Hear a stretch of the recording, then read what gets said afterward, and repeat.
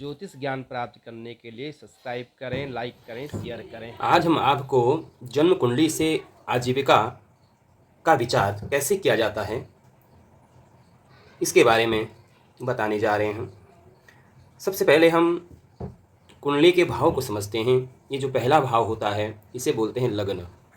ये होता है लग्न, और जिस स्थान पर चंद्रमा बैठा होता है, मान लीजिए चंद्रमा यहाँ बैठा है सप्तम भाव में, तो इसे लग्न मान करके, जहाँ चंद्र बैठा होता है उसे लग्न मान करके कुंडली जो बनती है उसे चंद्र कुंडली कहते हैं। और सूर्य जहाँ बैठा हुआ होता है उसे लग्न मानकर जो कुंडली बनती है उसे सूर्य कुंडली कहते हैं। ये पहला भाव हुआ लग्न का। और यदि चंद्रमा ये लग्न कुंडली हुई, माना ये लग्न कुंडली, यहाँ पर मेघ राशि है, पहली राशि, ये दूसरी राशि वृषभ, ये मिथुन राशि, ये कर्क राशि, एक सिंह राशि, और ये कन्या राशि, ये तुला राशि, और ये वृश्चिक, ये धनु, ये मकर, ये कुंभ और मीन। ये जो 12 राशियाँ होती हैं, यही 12 राशियाँ लग्न कहलाती हैं। यदि मेघ राशि लग्न में आती है तो मेघ लग्न कहा जाता है। यदि कर्क राशि लग्न में आ गई तो कर्क लग्न की कुंडली मानी जाएगी, और तुला राशि लग्न में आएगी तो तुला लग्न की कुंडली मानी जाएगी।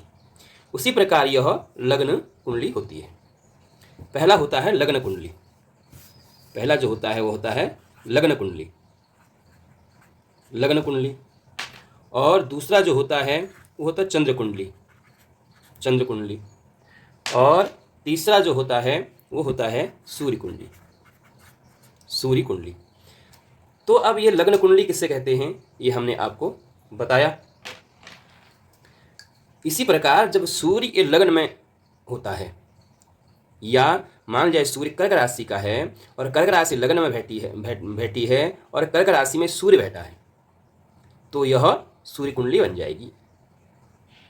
यदि यहाँ सूर्य हो तो यह सूर्य कुंडली कहलाएगी, और यदि यहाँ चंद्र हो तो यह चंद्र कुंडली कही जाएगी। तो हमको विचार करना है कि जो लग्न कुंडली होती है वह शरीर होता है। उसे शारीरिक कर्म का ज्ञान हमें प्राप्त होता है, ज्ञात होता है, और चंद्र कुंडली से हमें मानसिक कर्म का ज्ञान प्राप्त होता है, और सूर्य कुंडली से हमें आत्मिक कर्म के बारे में जानते हैं। तो 3 कर्म होते हैं, 3 प्रकार के जो कर्म होते हैं, जो कार्य होते हैं, एक शरीर के द्वारा, एक मन के द्वारा, एक आत्मा के द्वारा। तो तीनों कुंडलियों का आजीविका में विशेष महत्व है।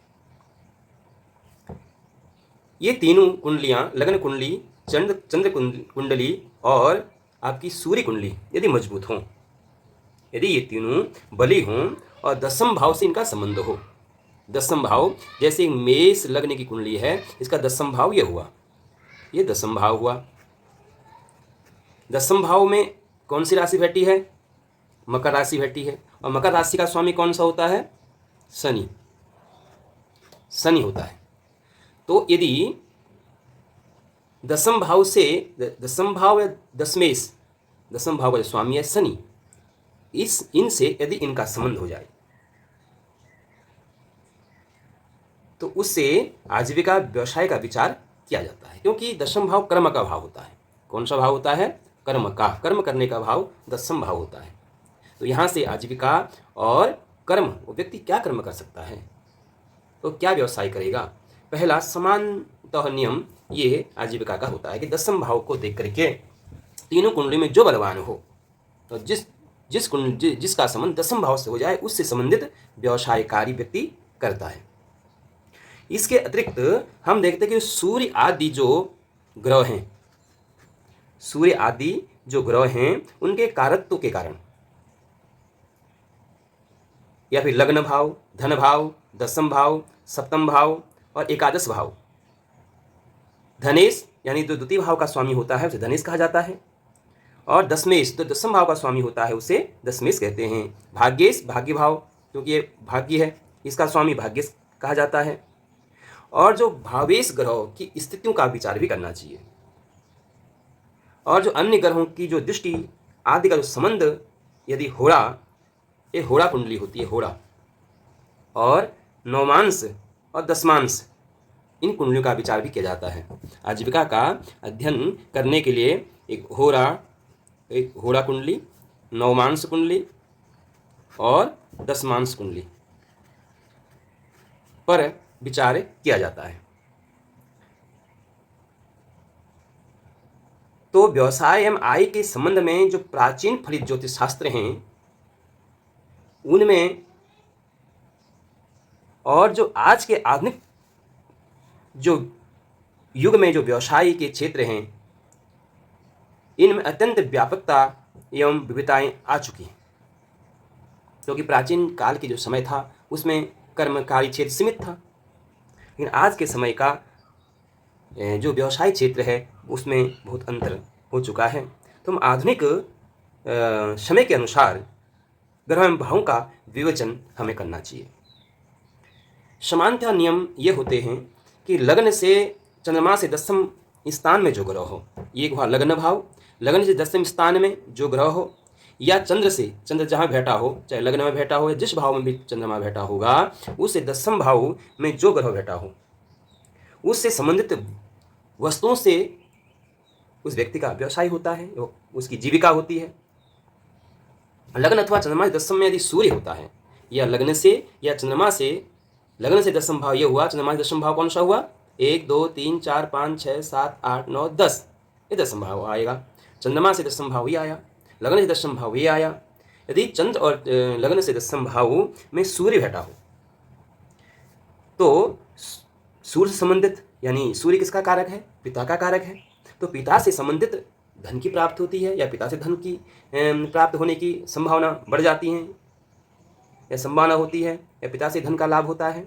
और यदि सूर्य उच्च का हो, यदि सूर्य उच्च का हो, अब सूर्य उच्च का होता है मेष राशि में, सूर्य उच्च का होता है, कह रहा है यदि सूर्य उच्च का हो, यदि सूर्य उच्च का हो तो, और शुभ हो या शुभ ग्रहों के द्वारा दृष्ट हो, तो उसे पैतृक संपदा प्राप्त हो जाती है। यदि सूर्य पापयुक्त हो, पाप दृष्ट हो, तो पैतृक संपत्ति उसे प्राप्त होती है, बड़ी कठिनता से प्राप्त होती है, कलेश से प्राप्त होती है। जातक अपने हाथों से धनोपार्जन करने वाला होता है। लग्न या सूर्य से दसम स्थान में यदि चंद्रमा हो, लग्न से दसम स्थान में या चंद्रमा से दसम स्थान में, या लग्न से दसम स्थान में या चंद्रमा से दसम स्थान में यदि चंद्रमा बैठा हो, तो चंद्र किसका कारक है, माता का कारक है विशेषतः। तो माता से संबंधित जो धन का लाभ होता है, या माता से धन का लाभ हो जाता है। इस प्रकार माता से संबंधित धन द्वारा प्राप्त होता है, माता द्वारा धन प्राप्त होने के योग बन जाते हैं। लगन या सूर्य से दसम भाव में यदि चंद्रमा हो तो माता से धन प्राप्त होता है। लगन या चंद्र से दसम भाव में यदि मंगल हो, जैसे लगन दसम भाव, या मान लीजिए मंगल यहाँ बैठा हो, यहाँ पर बैठा मंगल, यहाँ से 1 2 3 4 5, यानी लग्न से दसम भाव में मंगल हो, यहाँ पर मंगल हो, या चंद्रमा से दसम भाव में मंगल हो, यहाँ पर मंगल हो जाए। मान जाए 1 2 3 4 5 6 7 8 9 10, यहाँ पर चंद्रमा हो, तो चंद्रमा से गिनती करेंगे हम, तो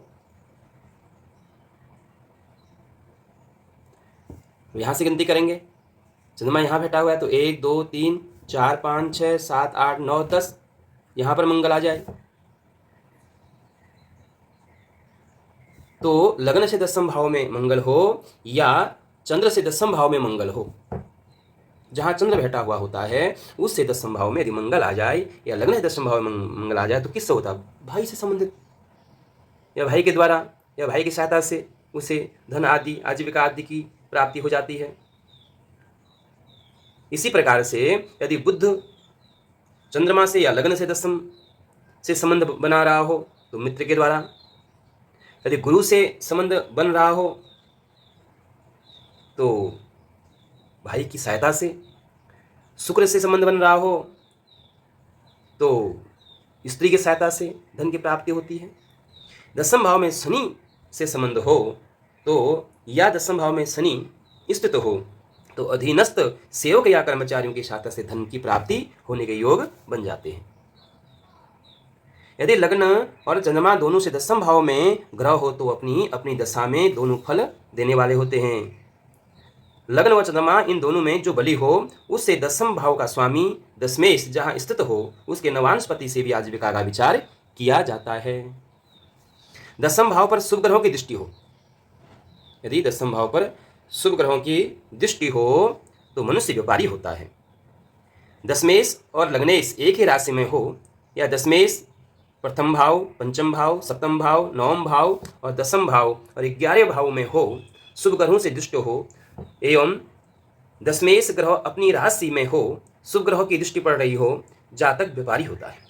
दशमेश 11वें भाव में हो और एकादश भाव का स्वामी दसम भाव में हो, यानी एकादश भाव और दसम भाव का आपस में संबंध बन रहा हो तो भी जो है उसे व्यापार का या फिर